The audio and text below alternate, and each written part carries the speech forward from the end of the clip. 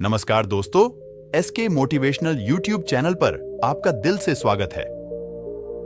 आज हम जानेंगे गौतम बुद्ध के जीवन से जुड़ी कहानी। चलते हैं तो कहानी को शुरू करते हैं। एक बार की बात है कि गांव में एक लड़के की मृत्यु हो जाती है और उस लड़के की मां बहुत ज्यादा रो रही होती है। तब उसी समय गांव में कुछ लोग आते हैं और उस स्त्री को कहते हैं कि लड़के के शव को लेकर गौतम बुद्ध के पास जाओ, वह तुम्हारे लड़के को जीवित कर देंगे। यह सुनकर वह स्त्री बहुत खुश होती है और गौतम बुद्ध के पास जाने के लिए तैयार हो जाती है। जिन लोगों ने उस स्त्री को गौतम बुद्ध के पास जाने की सलाह दी थी, असल में वह गौतम बुद्ध को नीचा दिखाना चाहते थे, क्योंकि वह लोग गौतम बुद्ध से नफरत करते थे। लेकिन उस स्त्री को इस बात की बिल्कुल भी जानकारी नहीं थी। उनके कहे अनुसार वह स्त्री गौतम बुद्ध के पास चली जाती है। उस समय वहां पर गौतम बुद्ध अपने शिष्यों को उपदेश दे रहे होते हैं।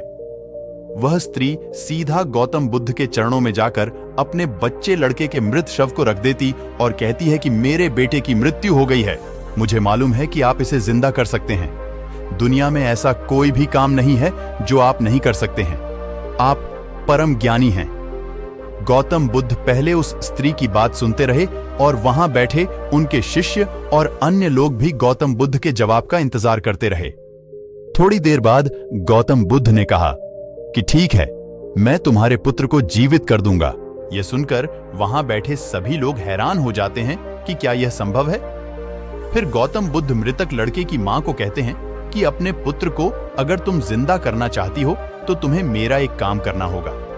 स्त्री कहती है कि आप बताइए, मैं काम करने के लिए तैयार हूं। गौतम बुद्ध उसको कहते हैं कि तुम एक मुट्ठी भर गेहूं लेकर आओ, लेकिन गेहूं उसी घर से लाना है जिसके घर में कभी भी कोई मृत्यु नहीं हुई है।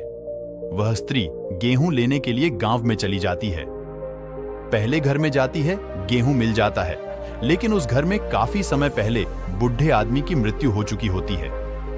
ऐसे करते करते हुए काफी घरों में जाती है, लेकिन सभी घरों में कभी ना कभी किसी ना किसी की मृत्यु हुई होती है। अब वह इस तरह समझ जाती है कि ऐसा नहीं हो सकता कि किसी भी घर में मृत्यु ना हुई हो। जिस घर में किसी ने अगर जन्म लिया है तो उसकी मृत्यु भी अवश्य हुई होगी। फिर वह स्त्री भी गौतम बुद्ध के पास चली जाती है और वहां जाकर गौतम बुद्ध के चरणों में जाकर बैठ जाती और कहती है कि आपने कुछ भी नहीं कहा, लेकिन मैं सब समझ गई कि जिसका जन्म हुआ है उसकी मृत्यु भी अवश्य होगी। चाहे वह इंसान सुंदर हो, करूप हो, बूढ़ा हो, जवान हो, अगर उसने जन्म लिया है तो उसकी मृत्यु अवश्य होगी। मुझे इस बात का ज्ञान तो था, लेकिन मैं इस बात को मानने के लिए तैयार नहीं थी।